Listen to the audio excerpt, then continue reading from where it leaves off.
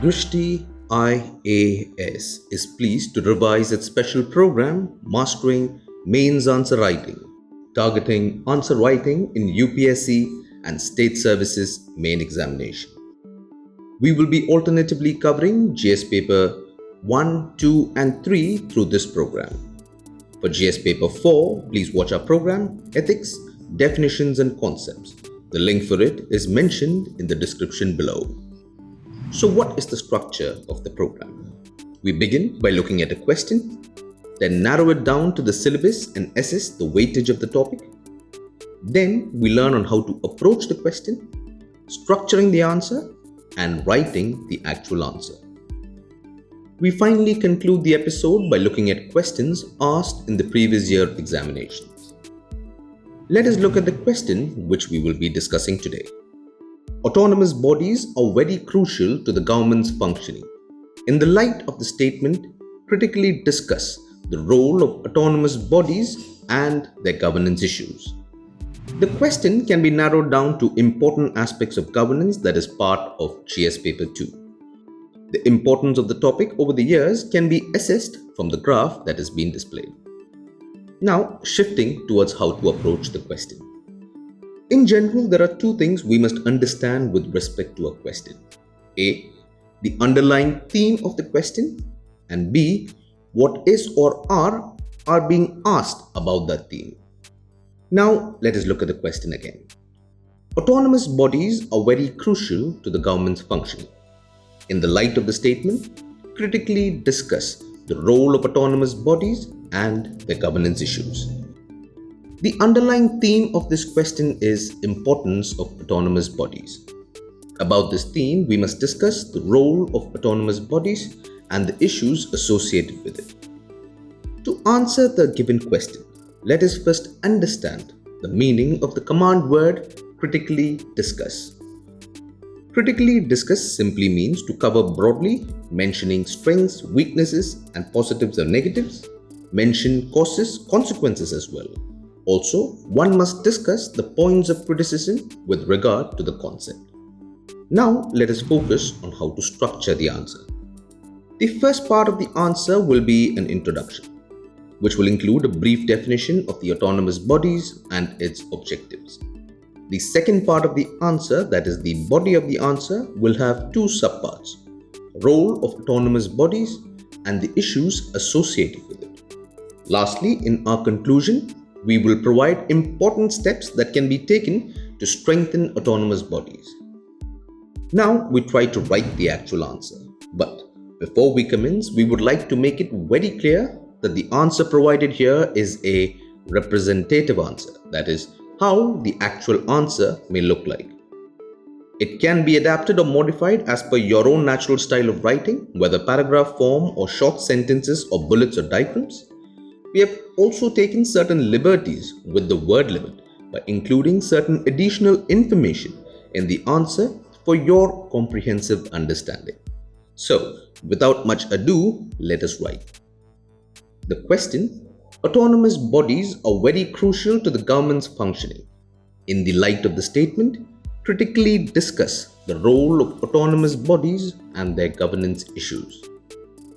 Autonomous bodies are set up whenever it is felt that certain functions need to be discharged outside the governmental setup, with some amount of independence and flexibility, without day-to-day interference of the governmental machinery.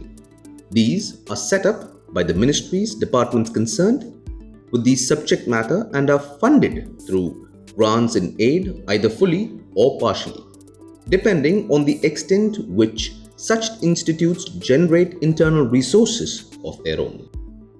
They are mostly registered as societies under the Societies Registration Act, and in certain cases they have been set up as statutory institutions under the provisions contained in various acts. Shifting focus on the role of autonomous bodies and the issues associated with it. Beginning with role of autonomous bodies. Autonomous bodies are a major stakeholder in the government's functioning, as they are engaged in diverse activities ranging from formulating frameworks for policies, conducting research, and preserving the cultural heritage, etc. The apex administrative body of autonomous bodies is called Governing Council or Governing Body and is chaired by the Minister or the Secretary of the respective ministries. These autonomous bodies have specialized committees such as the Purchase Committee, Works Committee, Finance Committee with nominated ministry officials. These bodies perform a specific purpose and are independent in day-to-day functioning. Now, looking at issues with autonomous bodies. Accountability. These bodies are funded by taxpayers' money. However, there have been complaints that they don't follow the policies of the government and are not accountable the way the government departments are. Opaque recruitment. Unlike the government and the public sector undertakings in which the recruitment rules are uniform and the recruitment is done by a centralized body such as the SSC, UPSC, there is no such body for such recruitments. Non-adherence to envisaged goal. The boards have fallen into disuse and did not serve the purpose for which they were envisioned. The boards were merely advisory in nature and failed to have an impact on influencing policy making. Non-uniform auditing. There is no uniform audit procedure. Some autonomous bodies are audited by CAG, whereas many are done by chartered accountants. Exact number of autonomous bodies are known. The exact count of autonomous bodies is not known, with estimates ranging from 400 to 650 plus. They also employ a considerable number.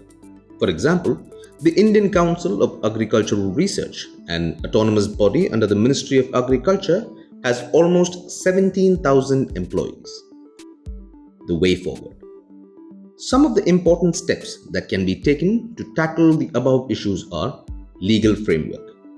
A legal framework should be devised which defines the boundaries of its working, its autonomy, and the various policies that it must follow.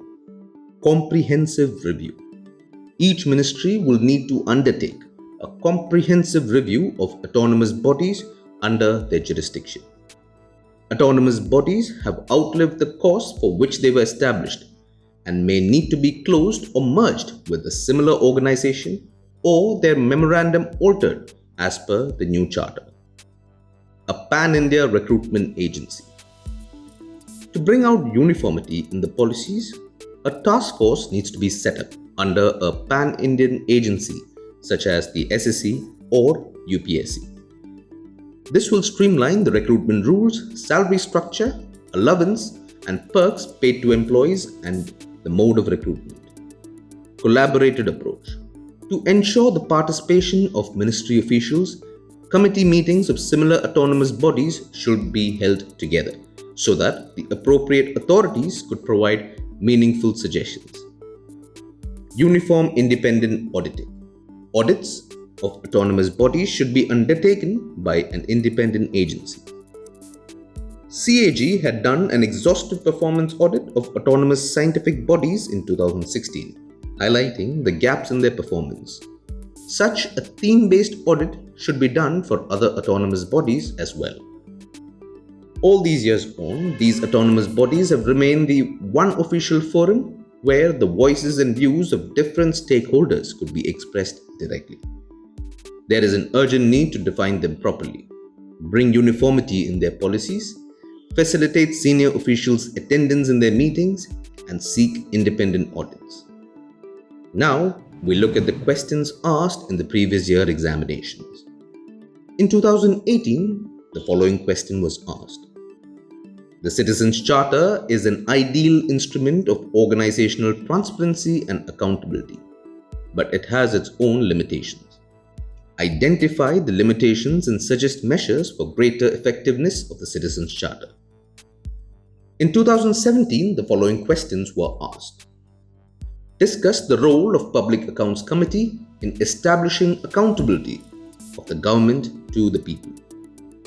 Is the National Commission for Women able to strategize and tackle the problems that women face at both public and private spheres? Give reasons in support of your answer. In 2016, the following question was asked. Effectiveness of the government system at various levels and people's participation in the governance system are interdependent. Discuss their relationship in the context of India. In 2015, the following question was asked. For achieving the desired objectives, it is necessary to ensure that the regulatory institutions remain independent and autonomous.